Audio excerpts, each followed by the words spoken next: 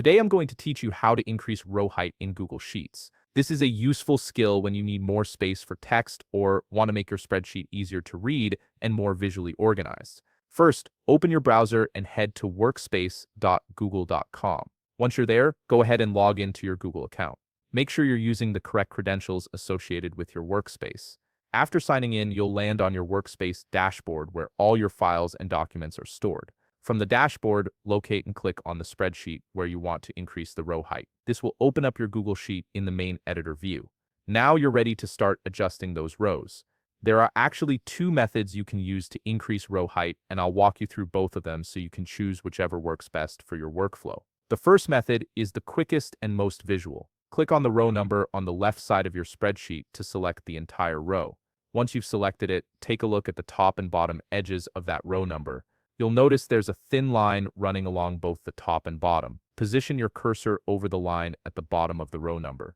Your cursor should change to a small resize icon. Now simply click and drag that line downwards.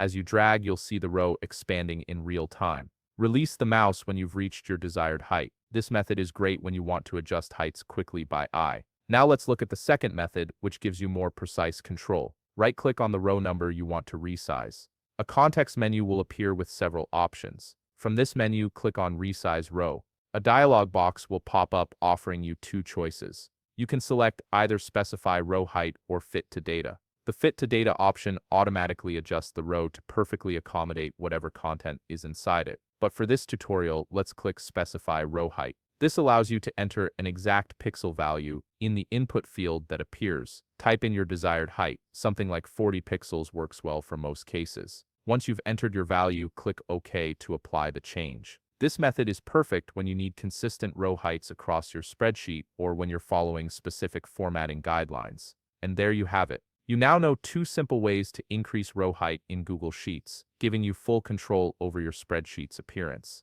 If you found this video helpful, please leave a like, subscribe, and see you in the next video.